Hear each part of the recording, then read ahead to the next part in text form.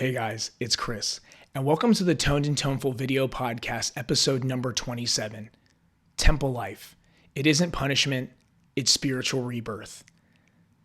So in this week's episode, guys, I want to talk about something that I believe is actually a continuation of the last episode about finding our tribe. But before we can find our tribe, one of the things that I talked about in the last episode was a period of reflection that we might go through. And some of us might go through a period of reflection that might have us being a little bit more alone. We're little bit more socially, maybe in situations where we're out with friends, or we might be spending more time reflecting by ourselves. And while it might feel lonely, or it might feel like we've done something wrong to deserve this, spiritual rebirth takes time, and you're actually maybe doing nothing wrong at all. And so I wanted to talk to you guys about some of the things that I learned while going through what I feel was a personal spiritual rebirth of my own, and kind of reflect with you guys about what I learned and some of the phases that you might go through when we're going through something as, like something we might call monk mode, or something that I like to call temple life, because, you're kind of putting your life more towards reflection and more looking at the values of things in your life rather than maybe being out every weekend in a social situation or spending your free time in social situations as often. One of the things that I think a lot of people don't notice about kind of being in a period where you are alone, or they might not notice in being in a period where, we are reflecting very heavily, is it takes a lot of time for our mind to actually calm down enough to see what's going on. And I believe that this phase of, being on our own is maybe one of the most important ones that we could go through in life. And I kind of believe that everybody does go through it at some point, one or another, where the social dynamic in our life dies down a little bit. And we take this time to kind of see who we actually are and who we really are, so that we can move to the next steps and be in a place where we can enjoy the dynamic of people again, but from a reflective state of knowing who we are and knowing what our purpose is in this world, so that when we bring things to this world, it's the most efficient, and it's filled with what I consider, bringing light into this world. Now, a lot of people might look at this time in their life as like a punishment. They might feel as though maybe they've done something wrong. They might look at this period in their life as though maybe their life is kind of over socially, and from this point on, they'll never have the same amount of friends, or they'll never have the same amount of dynamic in their life that they once had when they were young, or they once had when they were cool. And I actually firmly believe that's the exact opposite. I think that after we go through a period of reflecting, we can actually spend our time on people who are the most valuable in our life. And this might actually lead you to find, your tribe, the people of your type, the people of your value, and help you fulfill your purpose, which I think is what we were all brought here to do. So last year, after I had gone through my accident, I had hurt my hand and it wasn't able for me to play guitar as much. And so I had noticed that the dynamic of me being able to go out and spend time with guitar friends and relate to it was a little bit tougher, because I was in a position, one, where, I couldn't play at the time. And two, like going out was actually hard, because I was actually healing from an injury that I needed to be still. I needed to actually not move so much. And during this time, I noticed that there was a couple phases. So I wanted to talk about those phases with you guys and reassure some of you who might even be going through some of these phases, or might even be dealing with some of these different moments in your life, that you're not wrong, that this isn't a punishment. This is put in our lives so that we can recollect and we can look at our life in a way that we'll know where to put our energy when we come back to it. Because I'm pretty sure we can all remember a part of our life that, we were putting a lot of energy into things, or we were putting a lot of effort out into life and not getting what we wanted out of life. And, or maybe we were putting a lot of energy into life and going, why do I say yes to all these things? Why am I constantly somewhere that I don't want to be? Or why am I constantly putting effort into people who they're not giving me back the same thing? Because when we're always giving in life, it's really easy to realize that it's not really easy to realize that we're just giving consistently to people who might not really be thinking of our best interest in mind, or, they might be just taking energy from us because we're willing to give the energy. And there are people in this world, maybe not of bad circumstance or not of bad intention, but they'll just take because they don't know what else to do in their life. Maybe they haven't gone through a period of reflection. Maybe they haven't gone through a period where they've given and haven't, gotten something in return where it was fulfilling. So one of the things that you're going to start noticing that when you spend time alone, one of the first things is you're going to feel a deep loneliness. And this loneliness is kind of a trick, because at first you're going to be thinking a lot of negative thoughts because we associate loneliness to something that's negative. Some of you out there might not have a significant other, like I don't have a significant other. And some of you might actually only have a very small group of friends who might all be busy or might be all fulfilling their purpose. So it's easy to feel really lonely when we look out into the distance, and maybe you're jumping on social media and you're seeing friends that are fulfilling their purpose to some extent, and you're feeling really hollow. You're like, man, like, look at them, they're all having fun. And it's easy to see that other people have significant others and they might be in love at the time. So you're thinking, no one will ever love me, or no one will ever be able to see what I'm doing over here because what I'm doing is so small or so insignificant. But it couldn't be further from the truth. One of the things that we need to realize when we're feeling this loneliness is that it is a trick. It is our mind trying to tell us to go back to our old habits and spend our energy in the way that we did before, because that's something that we're used to. And it is hard to tell ourselves that this new conserved energy that we're putting back into reflecting on the world is very, very new to us. Can you imagine, it's kind of like the first time you ever really look at something and you go, wow, look at these little flaws in this. Or, sometimes, you'll be playing your guitar for months and you'll just kind of glance at your guitar and think, wow, how beautiful is it? Or you'll glance at something and go, how beautiful is that? But if you really take your time to look at anything, whether it's a piece of art or something, you'll realize inconsistencies in it, and you'll realize there are flaws in it. And the flaws or the inconsistencies that you see are not necessarily wrong, but they're things that took time to be able to come to notice. So for example, if you're one of those kind of people who's been spending time with friends all the time, it might be hard to see what might be good or bad about a friend because you're just so used to not being lonely that you'll accept anything that comes your way in order to not feel what it's like to be alone. But that loneliness that you think you start feeling at first, that deep loneliness, is I believe, the first phase, because it's the first thing we have to get used to is being on our own. That might be hearing other people laugh around us. That might be seeing other people holding hands or kissing and not being upset at them or not being jealous of them. That could be seeing people who have a family around them, and maybe our family's currently living in a different place, or our family's a little bit more separated. So it's a little bit hard to just have the same dynamic that they're having right at this moment. But what's really key to understand is you learning how to spend time on your own is one of the first steps in your personal spiritual healing. We were all given a journey in life, and we were all given a special talent or dynamic.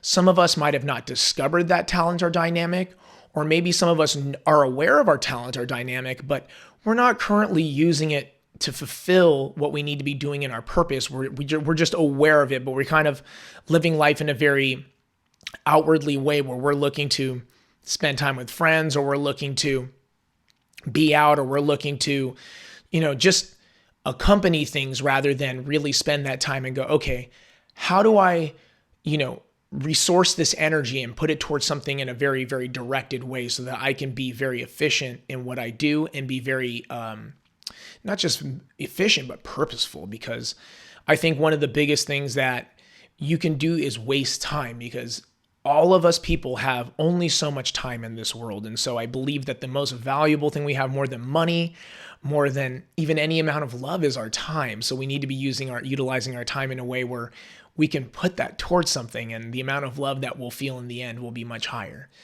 So one of the things I think you can do to conquer some of this loneliness is, one, you can journal. With journaling, you can kind of take a look at your feelings and look at them from afar, because as you keep writing and you get further and further from the date that you wrote, when you read back, you can see what you were feeling with so much clarity, because you're not living through maybe pain at the moment or loneliness at the second, and you can take time on that.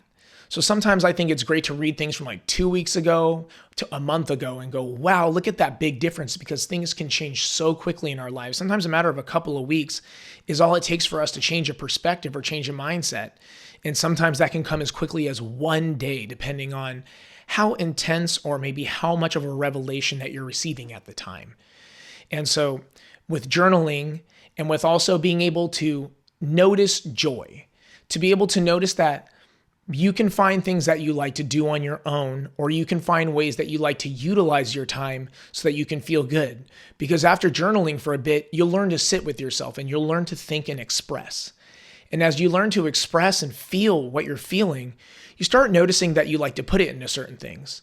Some people might play music. Some people might be, they might take some time to observe some art. Maybe like you're looking to write a book. And so maybe you need to read a couple of books in order to like kind of take a look at how these books are written so that you can format something that you're doing in a way that could be powerful, or formulate something that you're doing in a way that it can make sense, and that there can be a format because you've always wanted to write, but maybe being a good reader is being a good writer. So we've got to have time for these things, to doing that. Or it could be as simple as watching other people as you go to the grocery store and you're learning to be alone, but you can look at the dynamic of other people and go, wow, look at that couple. They're treating each other very poorly. And then you might look over here and go, wow, that's how people should be treating each other, in my opinion. And that's something I want to work on the next time I spend time with people. I want it to be like that. I want it to be productive, and I want it to be something that I can make someone happy, or I can bring at least learning into their life, and you can start having the relationships you want to have. So it gives you time to observe your friendships, and it gives you time to observe even people. Sometimes you'll hop online and maybe you won't be posting at the time. A lot of times during this period of a monk mode or loneliness or temple life, whatever you want to call it, it gets natural to kind of withdraw. You might not want to post. You might not want to do social things because you're kind of thinking from the mindset of like, oh, I have nothing to share. It's very easy to think I have nothing to share. And that couldn't be further from the truth. But at the same time, I believe this is a phase that you must go through, because you kind of start looking at what other people are sharing. And you start realizing that a lot of places that you go in life, people are kind of all making noise. But does all of it even really mean anything? Is that fulfilling a purpose? Is the words that you're bringing into life and the things that you're saying, do they enhance life, or are they the type of thing that you realize, oh wow, a lot of people are actually hurting life, or a lot of people are actually doing things that don't benefit the world because they're just kind of talking, they're just making noise, they just like to hear their own voice. And you look at what their purpose is and you go, wow, the things that they're doing, they're not even really fulfilling that. They're kind of actually just doing stuff with their social media. And it kind of makes you more conscious of the efforts that you can do when you speak out. So that first level, I believe, is loneliness. And as we go from loneliness, that second phase is now starting to finally become reflection, because as the pain dies down from spending some time alone, and you get past the idea and hopefully past the negative thoughts, because the thing I will express more than anything is none of you are worthless. None of you are someone that no one can love. All of you are loved. All of you are special. All of you bring something to this world that if you fulfill your purpose, you bring light in this world, and you are part of the reason that the world is a better place. And it's really easy to get stuck in a spot in our life that we think, wow, I don't mean anything, or no one could love me because like, look at me, I'm alone, or look at me, I'm in a space where I'm by myself, or look at me, I'm in a space where, I go out to the store and, there isn't, a partner for me, and I can tell that no one's looking at me in a way that they'd want me to be their partner. They want me to be their significant other. And that is not true. You just don't know what people are thinking. You never know when someone's looking at you and thinking, wow, that person over there is really cool, or they're really good looking, or wow, they're very calm. Like, I wish I could be calm like that. I'm walking around the store all nervous. And maybe they're even going through their own phase of the temple phase, and they're maybe even thinking the same thing. So one of the things that I can stress to you is as you go into this second phase of where, you finally work out of the loneliness, and like you're kind of in this weird space where you could either be telling yourself you're worthless, or you could be telling yourself that other people are worthless. That is not true either. All the other people in the world aren't worthless. They're just in a certain spot in their life. They might be in a place that they haven't reflected yet. So judging them is kind of like a very silly thing, because they're not in a space where they can they can see maybe where you're coming from in your life, or why you're spending time by yourself, or maybe why you've ended up in the situation where you're at. Maybe they got 10 people around them and they're always with their friends and they don't ever spend time alone. But remember that that doesn't make them a bad person. They're just in a different phase of their life. And for us to be judgmental rather than reflective is the wrong point of view. We want to be reflective. We don't want to be judgmental. We want to reflect on maybe why they're feeling what they're feeling, or maybe go, hey, in a phase of my life, I remember being like that. I remember having friends around me all the time, and I didn't have time to kind of see some of the things that I'm seeing right now. I kind of went through life a little bit more not noticing things, and now here I am able to reflect, and it's an intense ability. It's an intense moment because I'm able to see everything for what it is so clearly that sometimes it can be hard to look at things clearly, especially if we've spent a lot of our time not looking at things like that.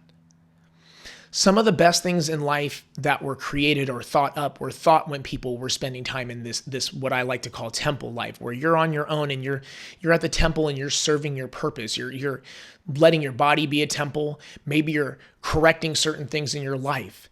And I believe that that's the next phase. I believe the first phase is the loneliness. The second phase is the reflection. And I believe that the third phase that we go into is action. And when we start getting to the phase of action, we start noticing things can really, really take a spin. Things can really start leveling up. But it's hard because all of these phases can be a different amount of times for everybody. If you spend more time hating the world and loneliness, you're going to spend a lot of time in phase one. And as a matter of fact, you can make phase one your life forever. If you go around hating people and you go around judging them, you can be stuck in that phase forever. But if you get to phase two where you're finally reflecting and wondering why people are doing what they're doing, you can get stuck in this phase for a long time if you're trying to see things through other people's eyes too much. It's important to be able to see where they're coming from, but at the same time, you got to remember where you are, and you've got to take that and go where you need to go.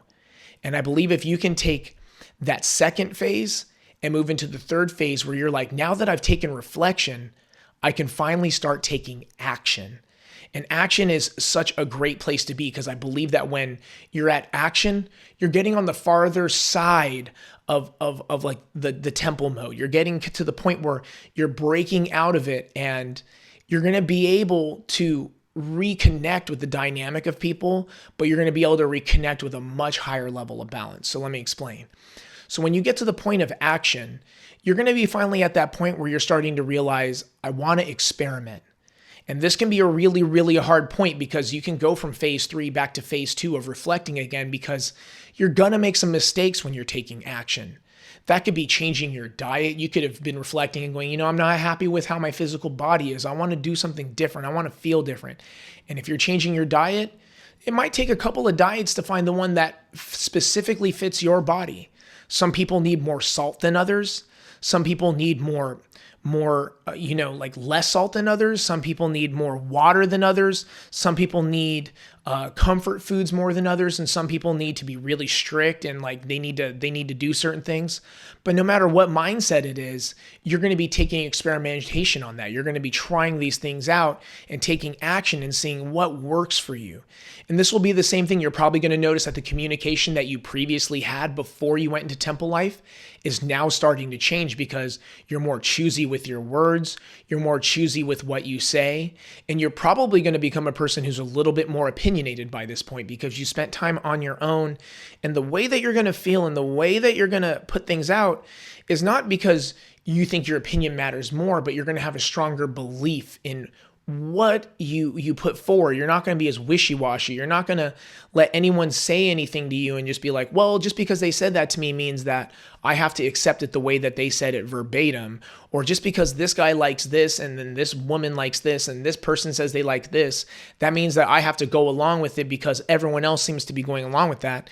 You'll finally have the inner strength to go, you know what, that for me, that doesn't work. So I'm not going to do that. And so you're going to push some people away. What the interesting about temple life is this is actually why you find your tribe, because you're going to start finding certain people are going to be like, hey, they're a nice person and they're a good person, but where they're coming from doesn't exactly align with me. So they're going to go off and do their own thing. Maybe if you talk about, hey, it's a good idea to spend time reading and spend a little time doing this and doing that on your own, it helped me a lot. You're going to have a person who really doesn't like those activities or doesn't like those actions yet, or maybe they've never done them. So their opinion is going to be based from a place where they're like, well, I don't do that. So I don't want to have anything to do with that. I don't want to exemplify that, and I don't want to work on that. And then you're going to have other people on the other side who are going to be like, oh, well, I've got a lot, I can totally understand where you're coming from. And I've journaled a lot, and, I didn't know you journaled too, or I didn't know that you spent this time doing these certain things. And you realize that through rechanging your actions and through changing your speech, you start finding the people who belong around you. But you don't just find people who belong around you, you start building much stronger bonds. And these bonds are bonds that they can hold together a lifetime, or they can really pull you through dark times, because you remember the first part of it being so lonely, thinking that no one would be there for you, or that no one would really care about you the way that you thought that you could ever be cared about. And then to see that there are people in your life who do want to see good for you, and there are people in your life who do want to see you win. It's such a breathtaking and life-changing event that it will really open you up to being able to take even more action. Another thing you might notice is that you never made moves on your talent. Like, say you have a certain talent, and in this mode that you spent time alone while you were living in the temple, you kind of learned, hey, I'm going to start working on these things, and I'm going to start working on how can I make this count for me so that I can become the best person that I can become. So I can become a person who wants life to be beautiful and wants life to be filled with light. And in order to get to that point, you do need to spend that time alone and see the gifts that were given to you so that you can find a way to functionally bring your purpose up and functionally bring your purpose into this world, so that when you bring light, it's something that's easy for you to do. It's something for you that's natural to do. And in the way that you do it, you're not looking to beat other people, or you're not looking to be someone else. Like, you might say like, hey, I've been inspired by this other person who has a similar talent, and I have that similar talent, but you're going to do it in your own way. You're not going to come into this world trying to do the talent the same way that the other person does, and like trying to build your life under the architecture of someone else, because it's your own architecture. We're all built different. And I believe that that is when you really start coming to your own. And then that's where the spiritual rebirth happens, because when you look at your reflection after this point, you realize how much value you have. You're going to be able to see yourself and go, wow, look at how much I've brought into this world, and look at how lucky the world is to have me, just as much as I'm lucky to have the people who influence me, and I'm lucky to have the people who have been there for me. Like, maybe they're not an influence, but maybe there's someone who's a supporter of you. Someone who's in your tribe who's like, you're so good at this, and maybe they're good at something else other than you, but you guys have the same communication method where you can use each other's talents in life to influence each other, and use each other's talents to influence the world together in a way like a team. And then you start realizing that you're not alone, that the people who are meant to be around you are showing up. And I think that once you get to that point, you're kind of getting into the latter phase, because after you start getting into the action point, you start getting into the point of fulfilling your purpose. And I believe that when you're fulfilling your purpose, now you're at a point where you can't be stopped, because you realize that you're on a certain path and that you won't let things get in the way. You won't let loneliness stop you, because if you have to be alone for a little bit, you'll just do it. And if you have to only have your small group of friends who really, really are locked in on what they're trying to do, and you're trying to work with them, you're not afraid to just have this small group of friends, because you realize that a tribe isn't big, but a tribe is powerful. And that there are people in this world who do care about you, and you won't let the negative mindset that maybe once plagued you when you were in the, phase of loneliness where you're like, wow, I'm not worth it. I'm not good enough. Those things will be gone. You realize that you are good enough, and you'll realize that you are able to fulfill your purpose. But the real tough thing about being in the temple mode is there's no designated amount of time in each step.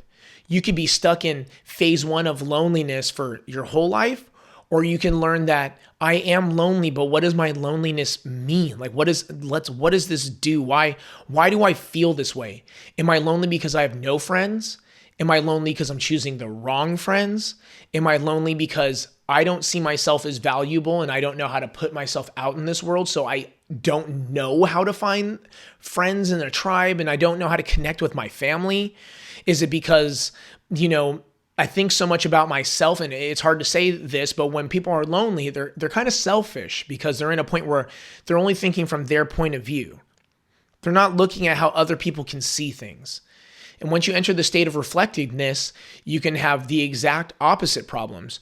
You could be reflecting on life and thinking so much about what other people could think and thinking so much about why things are the way they are that you're making yourself lonely and you're making yourself stuck in this state of, I'm not sure what I want because I'm looking through the eyes of a million people too hard. Instead of just going, what's the perspective? What's the thing I could be learning from that perspective? Because once you learn from that perspective, you're ready to just take what you can from that and move on back to your own perspective because it is now added in. It's like everything that you're learning when you're in this mode is now something that you carry with you as like a little lesson in your personal book of your life that you look around and go, yo, like this is how I view things. This is how I want my life to be. And once you can say that, the reflection of others, you can go, I can see why that person doesn't like me because I'm very bold in this one way and then they're more like this. And so, I understand, but I have to do what I have to do because the way that my life is built, the way that my story is built, and the way that my fulfillment for my purpose is built, it needs to be this certain way in order to get it done. Or it is on this certain path right now, the way I know how to do it to get it done. So if they feel this way about me, I won't let that stop me. And maybe at another point they'll see where they'll see what I'm thinking, or maybe at another point I'll be in a different place where I understand more the way they think and I'll be more balanced between them and myself, but it doesn't matter. That second phase can also be another place people get stuck. There are a lot of really good people who have friends and they have people around them, but they're reflecting so hard. They never know how to make a decision. They never know how to see their self from their own point of view. And then when you get to that next stage of action, there are a lot of people who get stuck in the phase of just experimenting with different things in their life to the point where they never go, this is just kind of what worked for me. They need to use that reflection knowledge to go, okay, I reflect on what I learned from my action. That doesn't work. That's making everyone around me mad and it's making me unsuccessful. Okay, well, why is that? Okay, what kind of action can I do that leads to the fulfillment of my purpose still, but doesn't work out this way where I can still actually make it to a point where I can reach people or I can do this with what I want to do. Every person's got a specific goal in that, but I believe that our ultimate goal as people in general is bring light in this world. And as you work past the phase of action, I believe you work into the phase of reintroduction into your society, that you reintroduce yourself and have a tribe. And once you're reintroduced, I think one of the things that you can have going for you is you have your knowledge of who you are. You know what it is to be lonely. You know what it is to be by yourself. And you know what it is that when you spend time by yourself, you're going to reflect. And you're going to be thankful for that time alone because you realize that reflection time to even just think about the day, even if it's that journaling period you're doing in the morning and reflecting on the day before or how you feel directly this morning. Or if you get a couple minutes at night, I build Legos at night. And while I build Legos, I kind of think about what happened during the day. And I kind of think about what's going on in my life that is projecting me towards what I want. And what do I actually feel? Sometimes when you're going through a moment, you're just like, well, I'm going through this. And you're not really 100% sure what you feel. You just know you're going through it. So being able to go back and go, hey, what do I actually feel? This is so integral.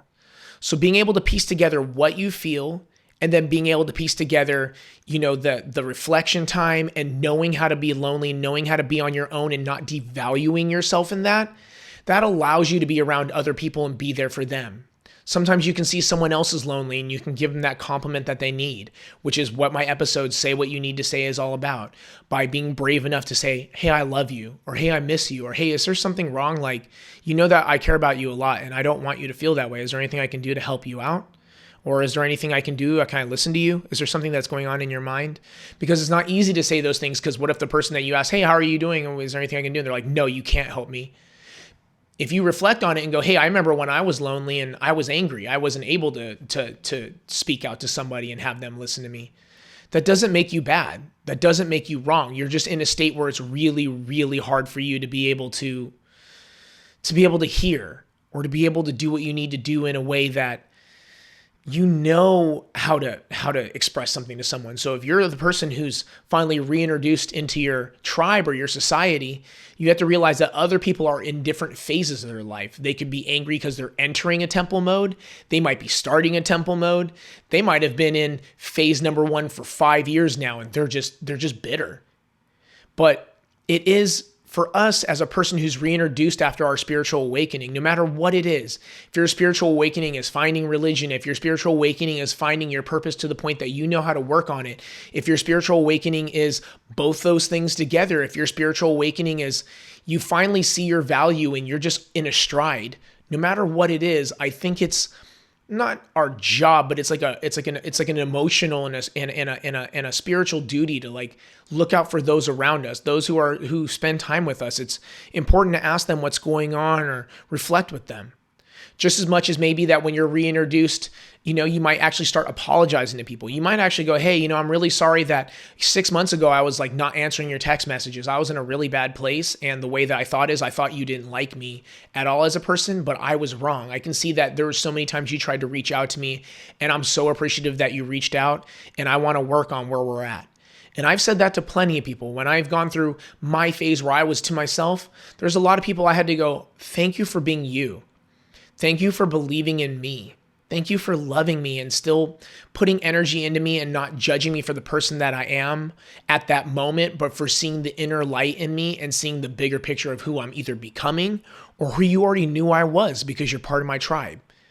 So like it's really a really big turnaround, because the beginning of the temple phase is really tough. It's almost darkness. Where at the end of it, you realize that the time that you spent to rebuild yourself inside a place of silence, inside a place of reflection, could actually be one of the greatest gifts that we could have. That time that we spent single, or that time that we spent, dare I say, maybe not being sexual, not using drugs. And that's another really big thing. You might find that in this temple time, you might stop a lot of the things that you did previously. For me, that's actually one of the things I stopped. I stopped using drugs. I stopped, drinking alcohol, smoking, and stopped having, encounters that were casual with women, because that is not what life's about. Life is about actually having it mean something to you. And the relationships that we have are so special. And I'm not materialistic anymore. Before I was, very about how nice was my guitar. And, I bought a new guitar recently, and it's a PRS SE. And, for me before, I would never buy an SE, which is, I guess they call student edition, because every guitar I had to be the top quality. It had to be, really heady. I had to have what was, I was a top tier guy, you know what I'm saying? And now I look at my life and I feel so blessed for all the top tier things I have. But the most top tier thing I could ever have with anything in this world is a good relationship, with those around me, a good spiritual relationship for me with God, or a good spiritual relationship for me with those around me, my dad and my mom and my sister, who I love very much. And to be able to just tell them I love them on the daily basis, no matter how many times that we've wronged each other, or I've wronged them, or they've wronged me, but to be like, I'm so thankful for you. I'm so happy that I could call upon you in my life and tell you I love you. I'm so happy that you're alive and you're still around, and I don't have to search this world for people who mean something to me, but I have those around me. And I don't know how long I'm going to have any one specific person around me. I always think I could go on a bike ride and be gone the next time I do, and there'd be never another Toned and Toneful. But I'd like to think that every message that I gave to you guys mean just as much to me. You guys are my tribe. The people who watch Toned and Toneful are the people who I would spend time with, who I would talk with, who I'd have a lunch with, who I'd sit there and look them in the face and go, yo, man, like, isn't life fucking sick? Excuse me, but isn't life fucking sick? Isn't life legit? Isn't this great? And it's something that I'm so thankful for. And this was an episode that was requested by a very special friend of mine. This episode wasn't just, a drop out of the hat. I asked you guys on some episodes what you guys would like them to be about. And one of them was this episode about what it's like to spend time alone and being alone, and kind of being on that temple mode, that monk mode. And I was very touched that it was something that I have a little experience with, and it was something that I could speak on. So just, to take it from the top, never let loneliness drive you to a place that you're hateful. Remember that when we feel lonely, it's because we actually don't know how to spend time with ourselves yet. And that we don't realize that our personal value is so high that we can hang out on our own for that time being and learn things from ourselves. And remember that when we're reflecting, that no matter how much reflection you do, it matters that you learn to still love yourself no matter how something reflects upon you, no matter what someone else thinks of you, that you're wonderful, that you're great, that you're still worth the time and you're worth the value. And please remember that when you enter the state of action, no matter what action you take, no matter how many mistakes you make at this point, whether the thing you're experimenting with or the action you're taking isn't the right one at the time, the fact that you're making the effort to take an action makes you that much more special of a person, as long as it's towards fulfilling your purpose. It's towards fulfilling light in this world. Try different things. See who you are. And remember that when you reintroduce yourself to your tribe and your society, it's okay to say what you need to say. And it's okay to tell them that you love them. And it's okay to tell people you miss them and that they're special. And if people are not in your life, if you notice people are fading from your life, don't hate them. Don't be mad at them. Just realize that maybe they're in a different tribe and they're actually trying to go find theirs. And be happy that they might be getting closer to where they're going. Maybe they're not. But that's not for us to stop them from in life. That's not for us to judge. It's for us to only reflect upon and help as much as we can. It's not our spot in life to judge other people. I think that that's the main thing we can do wrong in life, is judge others and judge ourselves. I think what we can do is work on bringing better actions into this world and bringing the people who we know can accept our love and can accept our kindness to bring them up. I want to thank you guys for sticking through this long episode with me. I know it's not a short one, but I believe this is one of the most important messages I could give. And I believe this is one of the most important talks I could have with you guys, is about that personal time we have to ourselves and that temple time. And not to think of it as punishment, but to remember that you're going through a spiritual rebirth. And I want to say I hope that you guys have a wonderful week. And I hope that you guys are enjoying your new year so far, and that the goals that you set, that they're somewhat coming together. And if they're not, I hope you realize that you can try all sorts of different things. You have a whole year to try out different things and a whole lifetime to make those ideas come together. So please have a great week, you guys. I look forward to seeing you next week. And remember, above all else, stay toned and toneful.